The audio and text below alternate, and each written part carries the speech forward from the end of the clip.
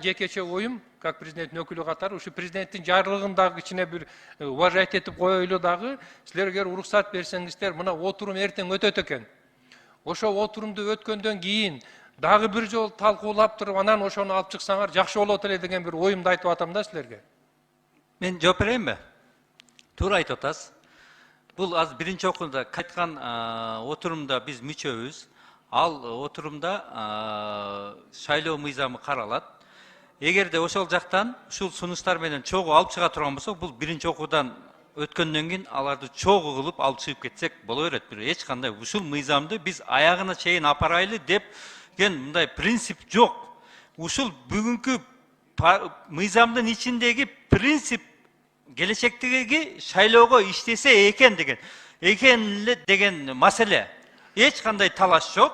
Сиз айткан жол менен да бара беребиз, маселе жок. Концепциясын аз кабыл алып койсок биринчи окуудан. Ошол бойдон токтойт дагы сиз айткан жол менен кетсек, ошол жактан чогуу бардык жанагы айтылып аткан сунуштар менен, мүчүлүштөр менен, кемчилдиктер менен толукталып, байытып туруп, ошону жакшылап туруп, шлифовать этип алып чыксак болот. Мен ошол комиссияга мүчөмүн. Эртеге чакырсаңыздар барабыз ушул маселелерди дагы. Анда толтура атпаган маселелер көп. Туура, оюңузду түшүндүм. Эми ошону шашылбай эле, паровоздун алдында чуркабай эле, ушул отурумдан кийин кирилсе жакшы болобу деген эле маселе. Не үчүн паровоздун алдында? Ким айтты паровоздун алдында чуркап атат? Эми берде деген президенттин жарлыгын уважать этип койлу деген эле сөз болуп атат Алтынбек Турдубаевич. Ошондон кийин мынакей кетирип коюңуз, сиз сөздү башка жака бурбаңыз. Бул мыйзам 20-жылы кабыл алынган. 2 жума мурда кирерде сиз мынерде кечеги жумада сиз айтпадыңызбы? Кое турчу Алтыке. Анан кийинки жума. Азыр уважать этти. Ким уважать этпей атат? Сөздү сиз кошоматчылыкты коюн, башкача чабыңыз. Андай болбойт. Анда башкача сүйлөшөлү, кошоматчылыкты сөздү кошпоңуз сиз. Сиз анда сөздү кошпоңуз, кошоматчылык кылган эч ким жок. Президенттин указын айтып атам мен бул жерде, Алтынбек Турдубаевич. Анан указга ким каршы болуп атат? Бу жерде кайсы каршы болгон эч ким жок. Ушул указдан кийин эле каралсак болотку деген эле сөздү айтып атам мен, башка сөз айткан жокмун. А зачем аны кошуп атасыз? Мен эмне анда жакта өкүл болуп атырмын? Каралып атканда эми каралып азыр президенттин чыккан жарлыгын айта албасам анан кантип отурам? Эмне үчүн отурам мен бул жерде? Сиз андай сөздү коюңуз да сиз. Кошоматчылык эмес. Эми азыр анан сиз айтып атпайсыз, паровоздун алдына өтүп чуркап атасыз. Жок, анда эмнеси бар экен? Парламент паровоздун алдына чуркап атабыз. Алтынбек Турдубаевич, мына эртең мына отурум болот экен. Ошону эле айтып койдум мен болгону. Ошо эми эмнени талашып атабыз азыр? Өкөз. Андай сөздөрдү коюңуз сиз. Өзүбүз Давай бири-бирибизди уважать этип сүйлөйлү. Уважать этип сүйлөйлү. Бу жерде эч ким кошоматчылык кылып аткан жок эч кимге. Мен өзүмдүн милдетимди берди аткарып атам. Президенттин өкүлчүлүгүн милдетин аткарып атам мен. Бирөөгө кошоматчылык кылган келген жокмун. Айтыңызчы, эмне кылыш керек? Сунушуңузду айтыңыз. Сунушуңузду айтыңыз, эмне кылайын азыр?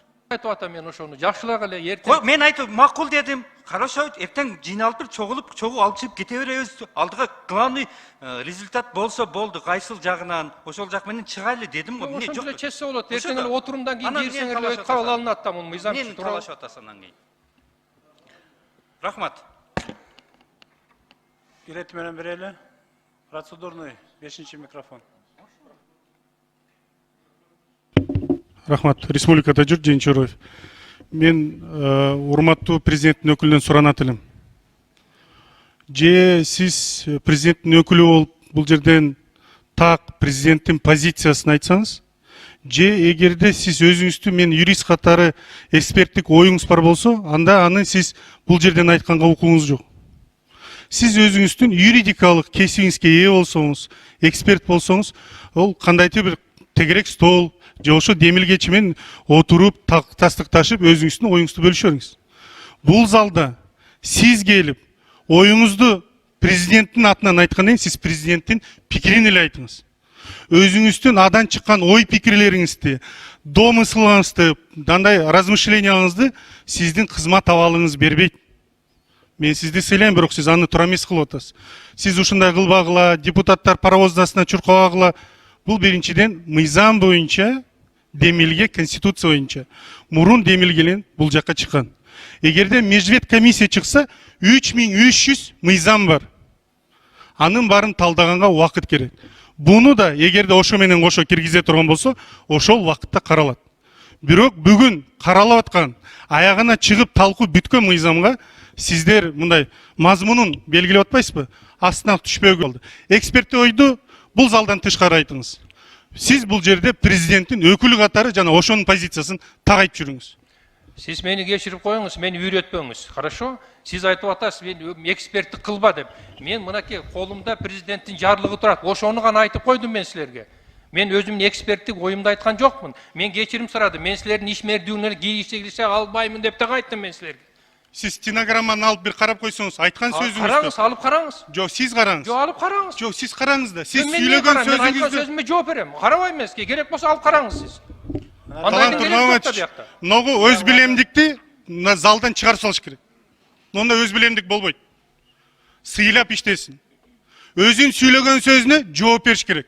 Мен бул жерде юрист катары, оюм бар, мүчөлүштүктөр бар дегенге укугу жок бул кишинин. Сиз жакшы угуп калыпсыз. Мен айттым, депутаттар айтып атат, мүчөлүктөр жөнүндө депутаттар айтып атат дедим мен. Депутаттар айтты мүчөлүктөрдү, ошону айттым мен силерге. Мен жаман мыйзамдап айткан жокмун.